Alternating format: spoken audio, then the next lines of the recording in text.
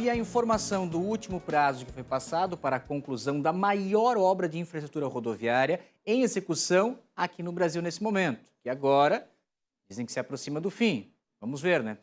Aqui no telão a gente traz para você também a informação com a contagem regressiva. Faltam 63 dias para a última data que foi passada, no prazo final de entrega, dia 31 de julho agora, desse ano. Última data acordada para a entrega do contorno viário da Grande Florianópolis. E nessa reta final, o Balanço Geral inicia também a sua contagem regressiva e passa a acompanhar agora toda semana a evolução dos trabalhos. Essa sempre foi uma das bandeiras do Grupo ND. Compromisso assumido aqui pela NDTV desde os primeiros sinais de que a obra não ficaria pronta. Lembram quando, gente? Lá em 2012, quando foi o prazo determinado em contrato. São 12 anos de atraso. E na abertura dessa contagem regressiva, vamos mostrar a vida para as pessoas que estão ali no entorno da obra e as dificuldades de quem ainda convive com máquinas, com operários, em frente à sua casa, à sua residência.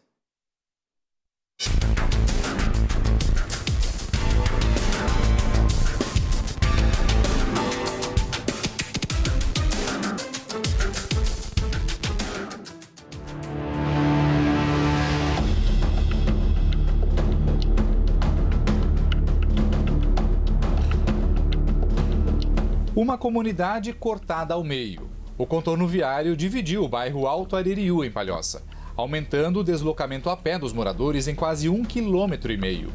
Ida e volta são 3 quilômetros para passar de um lado ao outro por cima deste viaduto.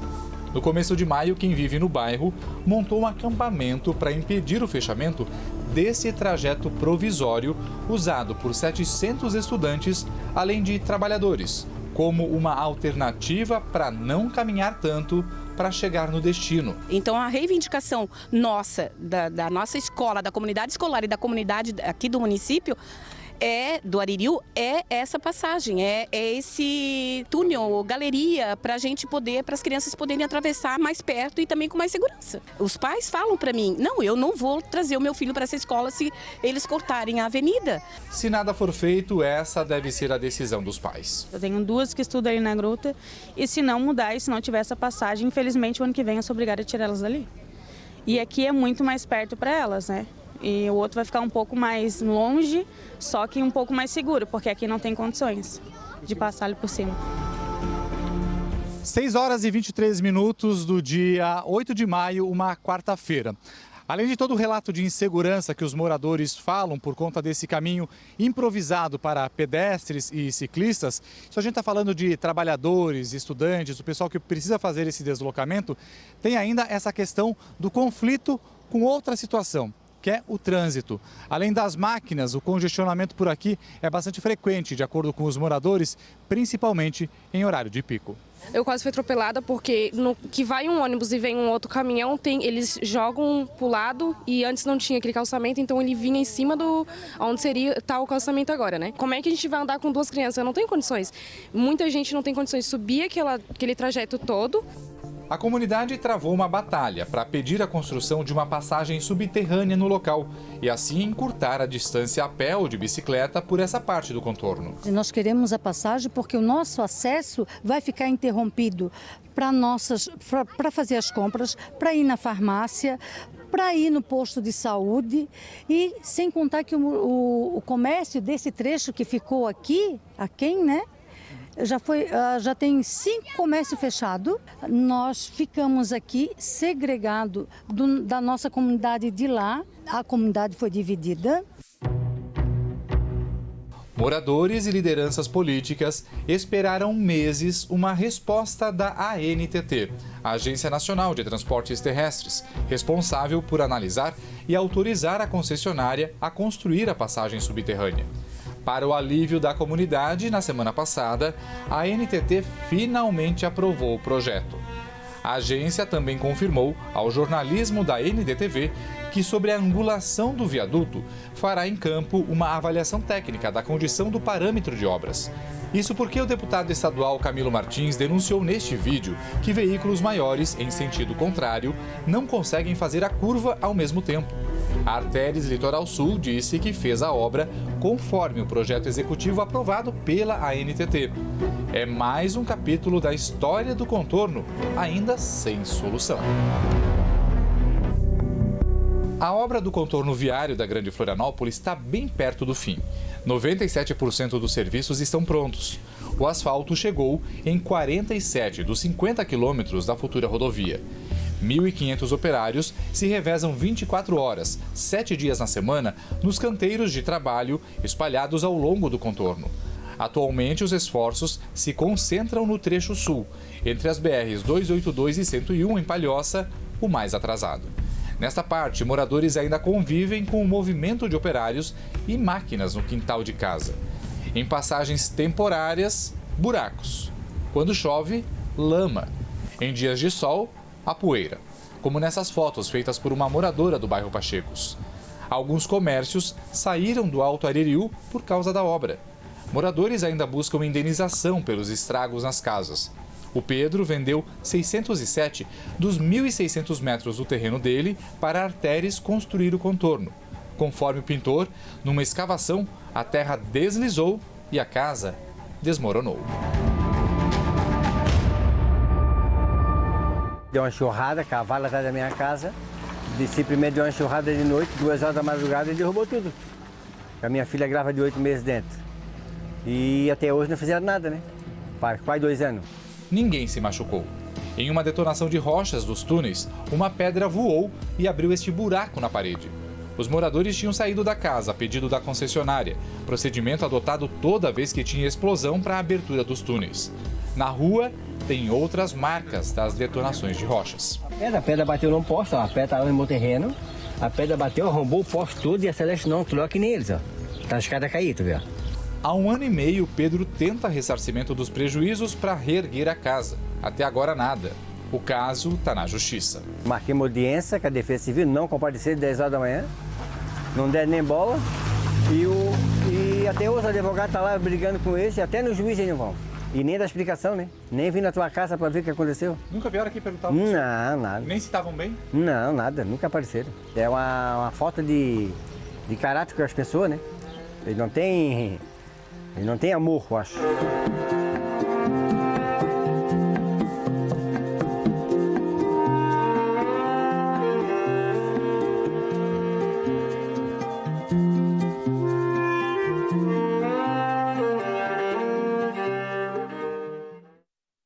Vamos voltar com o Paulo Miller ao vivo, que está conduzindo esse trabalho, essa contagem regressiva, trazendo mais informações, então, sobre a obra do contorno viário. Paulo.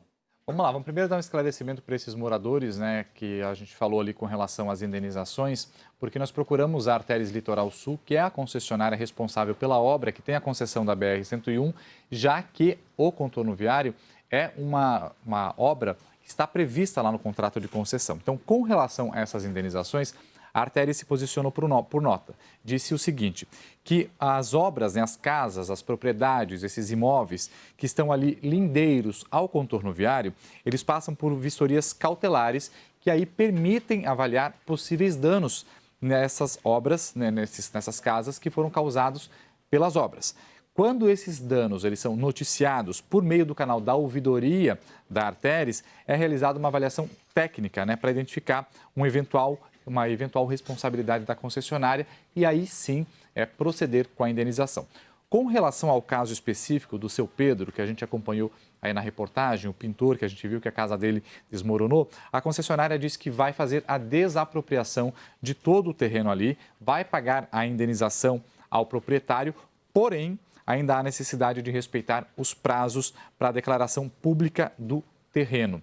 A concessionária ainda disse nessa nota, né, que permanece à disposição da comunidade, que estão às margens ali do contorno, para eventual esclarecimento com relação a possíveis indenizações de danos causados nas casas, nos imóveis, ali danos esses causados possivelmente, né, pela obra. Então é isso. A partir de agora a gente começa então, né, iniciou hoje essa contagem regressiva, porque nós estamos falando do prazo final de entrega do contorno, o último prazo que foi acordado pela concessionária, 31 de julho. Daqui em diante nós temos 63 dias para a concessionária terminar e entregar dentro desse prazo que foi acordado. Uma vez por semana, nós vamos colocar essa contagem regressiva no ar e também reportagens referentes ao contorno. A próxima reportagem da semana que vem, para você que está em casa acompanhar, a gente vai falar um pouco sobre a questão logística, né? De que forma que a nova obra, a nova rodovia vai contribuir para o transporte, para a logística, para a competitividade da nossa região, desafogando a BR-101, mas também trazendo, né, os transtornos que foram provocados ao longo de todo esse tempo de atraso. E como fica daqui para frente? Então, a terceira reportagem, a gente quer falar sobre o futuro do contorno viário, já que nós estamos falando de uma rodovia de 50 quilômetros que vai também trazer desenvolvimento nas cidades por onde o contorno está sendo cortado ali dentro dessas cidades. Então, a gente vai, ao longo desses meses, até o mês de julho, falar muito sobre o contorno viário, até com uma forma de pressionar para que esse prazo seja cumprido no dia 31 de julho e atualizar também o cronograma de obra, como a gente viu aí na primeira reportagem, 97% já está concluído. Uma informação que a gente traz agora também em primeira mão, que a gente confirmou com a própria concessionária, a Artérias Litoral Sul, é que a Agência Nacional de Transportes Terrestres, a ANTT, ela autorizou, né, a concessionária a fazer a implantação, depois de estudos que foram realizados, inclusive com acompanhamento da Polícia Rodoviária Federal, a fazer um monitoramento de fiscalização de velocidade no contorno viário. Essa é uma obra, né, que as curvas elas são pouco acentuadas, então ali você consegue empreender uma velocidade maior e ali vai ter controle de velocidade. A gente tem pelo menos previstos 44 radares em 88 faixas. Por que 44 radares em 88 faixas? É porque alguns equipamentos eles podem fazer a medição em 2 faixas, então por isso que são 44 radares para 88 faixas. Uma parte vai ser implantado já agora em 2024 e a outra parte em 2025. Então, em primeira mão essa informação, a ANTT autorizou o monitoramento, a instalação de radares no contorno viário. Sobre esse assunto, o diretor de operações da Artérias Litoral Sul falou com a gente. Vamos ouvir. A nossa preocupação é realmente acidentes que possam ocorrer ao longo do trajeto. Então, nós fizemos um pedido à ANTT, pedimos para que os radares, o controle de velocidade, tivesse uma prioridade. Principalmente os radares que vão ser instalados, e agora não vou colocar força nisso, para que sejam instalados antes da inauguração, já nos inbox dos túneis, para que a velocidade não desenvolva dentro do túnel. Né? Claro, não queremos que desenvolva em todo o trajeto, mas assim, a primeira instalação vai ser nos inbox dos túneis. Então tá aí, autorizado então um dos pedidos que a Artérias, a concessionária, fez para a ANTT. A ANTT analisa ainda outros pedidos, né, da concessionária, como por exemplo, ainda não está totalmente protocolado lá, mas a questão da iluminação do contorno viário, que isso não está previsto ainda, o contorno não vai ter iluminação nesse primeiro momento, a questão de instalar aqueles painéis com mensagens variáveis informando, né, o movimento, ou se precisa, por exemplo, interditar o contorno viário por alguma situação de manutenção ou de acidente, enfim, uma série de fatores, inclusive de monitoramento, de câmeras de monitoramento, como o que já existe na BR-101. Então, isso tudo depende de autorização da ANTT e a gente sabe, né, Zanotto, que quando depende da ANTT, o negócio demora bastante para acontecer, então vai depender aí da agência autorizar a implantação desses outros equipamentos. A gente começa agora e agora vai o período de cobrança para que a gente avance e no dia 31 o contorno seja entregue para a comunidade, Zanotto. Paulo, até eu estava fazendo um esforço de memória, confesso a vocês, nossos telespectadores, que não consegui recordar quando foi que iniciou essa obra do contorno viário, né? Que nós tínhamos o primeiro prazo ainda em 2012, então a gente pode contar 12 anos de atraso, mas nem lembro que ano que começou realmente, efetivamente, a obra do contorno viário aqui na Grande Florianópolis. Para a gente recordar um pouquinho, né, a concessão da BR-101, gente, é lá de 2008. Então, já na concessão de 2008, quando foi assinado o contrato de concessão, não era com a Artérias ainda. A primeira empresa que venceu a licitação, ela foi vendida, né, a Artérias comprou, a gente lembra que era a Autopista Litoral Sul, que daí mudou de nome, virou a Artérias. Então, a Artérias comprou a primeira empresa, assumiu a concessão. Nesse contrato que foi assinado em 2008, o contorno deveria ficar pronto em 2012. Quando a Artérias assumiu, a Artérias começou a fazer a obra em si mesmo lá em 2014. Então, se a gente contar do prazo inicial lá de 2012, que era o prazo previsto inicialmente no contrato original de concessão, né, de entrega lá em 2012, para agora nós temos 12 anos de atraso de obra, né? Se a gente falar lá de quando começou realmente a obra em 2014, a gente tem aí 10 anos, né? Mas se fala nesse período de 12 anos de atraso, porque a gente conta justamente, né, Zanotto, o prazo inicial que era para ter sido entregue, que é o que está previsto lá no contrato de concessão. Então vamos pegar uma conta rápida, Paulo. De 2014 a 2024, acreditando que realmente no próximo dia 31 de julho a obra vai ser entregue. Nós temos uma década, 10 anos. O trecho é de 50 quilômetros, ou seja, 5 quilômetros de asfalto por ano. Foi o que a Artérias entregou e está ainda realizando, porque nem chegou aos 50, né? Você colocou na reportagem, são 47 quilômetros, né? Então dá menos de 5 quilômetros de asfalto por ano o trabalho para finalmente entregar à população, não somente de Santa Catarina, mas do sul do país, né? Levando em consideração o fluxo diário que nós temos de transporte passando pela 101, dessa obra que é considerada a maior obra de infraestrutura do país acontecendo aqui na Grande Florianópolis. Realmente é um ritmo de tartaruga, Paulo Miller. Mas a gente tem que lembrar também, né, Zanotto, que durante esse período todo houveram alguns percalços. O maior deles, sem sombra de dúvidas, foi aquela autorização, né, que foi dada pela Prefeitura de Palhoça na época para construir um conjunto habitacional bem no traçado do contorno. E aí precisou fazer uma readequação de todo o traçado e fazer túneis. Aqueles túneis que agora foram construídos lá, eles não estavam previstos no contrato original, no projeto original do contorno viário. Foi preciso fazer uma mudança de traçado e aí encareceu bastante também, né? Porque os túneis, aí, a obra toda ali vai custar mais ou menos ali 3 bilhões e 600 milhões de reais. E a gente lembra que não tem dinheiro público envolvido nessa obra. É dinheiro privado, né? E também oriundo da tarifa de pedágio. Ou seja, você, quem passa pela tarifa de pedágio, pelas praças de pedágios, é que está pagando a obra do contorno viário. Então, isso encareceu muito, inclusive foi para a tarifa, né? Esse valor a mais ali dos túneis acabou sendo embutido na tarifa de pedágio. Obrigado, Paulo, pelas suas informações.